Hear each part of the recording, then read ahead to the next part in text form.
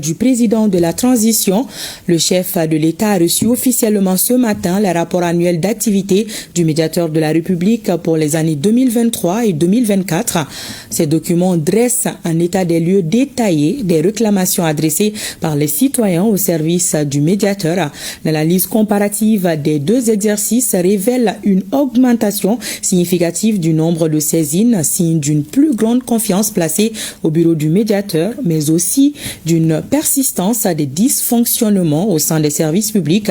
À l'issue de la remise, le président Goïta a salué le travail accompli par le médiateur de la République et a assuré que les observations ainsi que les recommandations formulées dans les rapports seront examinées avec la plus grande attention. Il a réaffirmé l'engagement du gouvernement de transition à œuvrer en faveur d'une administration plus transparente, plus équitable et plus proche des citoyens. Le reportage de Garibou Pérou, Tchedja Kamara et Aruna Diara.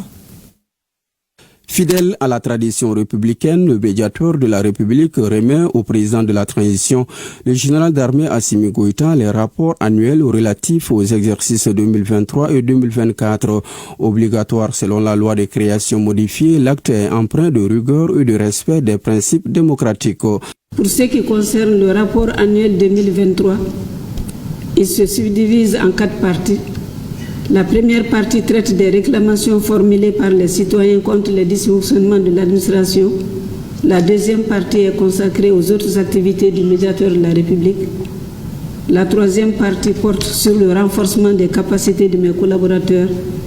Enfin, la quatrième partie est relative aux commentaires et recommandations formulées par le médiateur de la République. Excellence, permettez-moi de souligner que mes services ont accueilli, écouter et orienter 6074 usagers au niveau du siège à Bamako et dans les délégations territoriales contre 5230 usagers en 2022.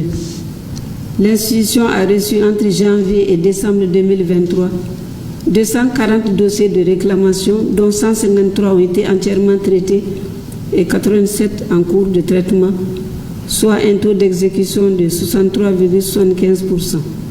Le rapport de l'année 2023 dresse un état des lieux précis des préoccupations exprimées par les citoyens à travers l'espace d'interpellation démocratique. Cette instance participative a enregistré un chiffre record, reflet tangible d'une médiation de proximité. Outre les réclamations, l'EID a enregistré un chiffre record de 599 dossiers d'interpellation contre 334 en 2022, soit une augmentation de 265 dossiers.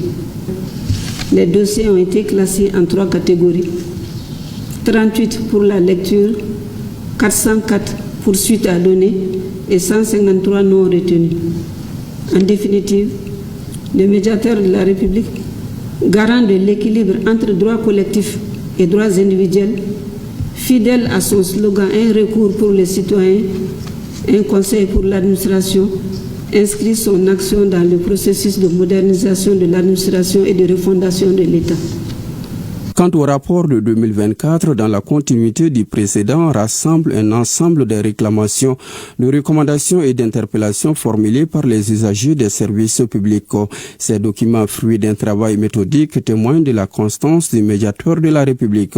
Excellence, Monsieur le Président de la transition, chef de l'État, au cours de l'année 2024, mes services ont accueilli, écouté et orienté 11 693 usagers, dont 7 568 au niveau du siège ici à Bamako et 4 125 dans les délégations territoriales contre 6 074 en 2023. Entre janvier et décembre 2024, le médiateur de la République a reçu au total 208 dossiers de réclamation, dont 138 entièrement traités et 70 en cours de traitement.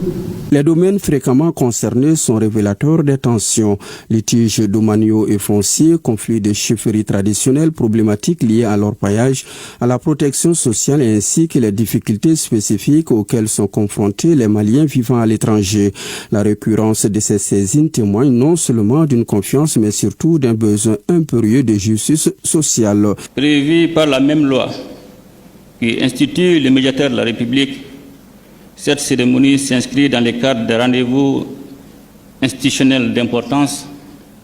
De même, elle constitue un moment privilégié de partage des acquis, de dialogue, mais surtout d'orientation en vue de remplir au mieux la mission assignée, et cela conformément au slogan révélateur « Un recours pour le citoyen, un conseil pour l'administration ». Cette exaltante mission du médiateur de la République participe assurément de la volonté des autorités de la transition de maintenir et de fortifier le contrat qui les lie au peuple malien et dont le socle demeure la redevabilité dans la gestion des affaires publiques.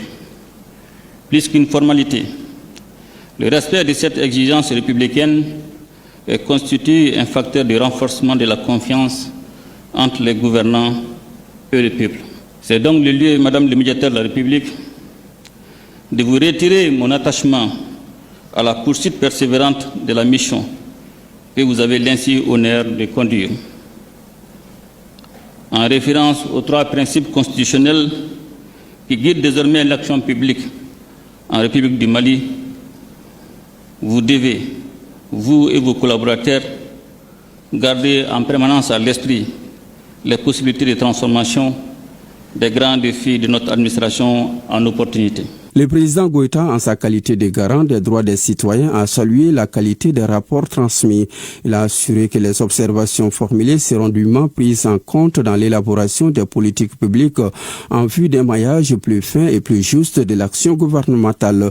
Madame le médiateur de la République, les rapports que vous venez de présenter sont assez illustratifs de votre abnégation, mais aussi je note la rigueur que vous avez su imprimer à votre travail, tant dans le processus d'examen des dossiers, de leur traitement, que dans celui de leur suivi auprès des départements concernés. Les efforts du médiateur de la République sont fort encourageants. Le chiffre record des interpellations, 599 dossiers en 2023, et l'organisation reçue des 27e et 28e sessions de l'EID l'atteste à juste titre. Il convient également de souligner l'engouement des Maliens établis à l'extérieur pour la tenue des dites sessions de l'EID, un espace qui contribue véritablement à la promotion et à la consolidation de l'état de droit. Par ailleurs, je voudrais saluer votre initiative visant à faciliter davantage l'accès des femmes à vos services, par-delà les efforts que vous déployez au quotidien en faveur des citoyens lésés dans leurs droits. Je prends bonne note des recommandations formulées et vous donne l'assurance qu'elles seront mises en œuvre dans la mesure du possible. À cet effet, j'invite le gouvernement à prendre les mesures adéquates et afférentes. Et j'exhorte par ailleurs les membres du gouvernement à poursuivre une collaboration fructueuse avec le médiateur de la République afin de maintenir une relation de confiance entre l'administration et les usagers des services publics. À l'analyse de l'ampleur des défis, le bureau du médiateur entend poursuivre sa mission avec engagement et intégrité. En effet, cette autorité indépendante joue un rôle central dans la consolidation de l'état des droits et la promotion de la bonne gouvernance, 2 piliers essentiels à la paix sociale.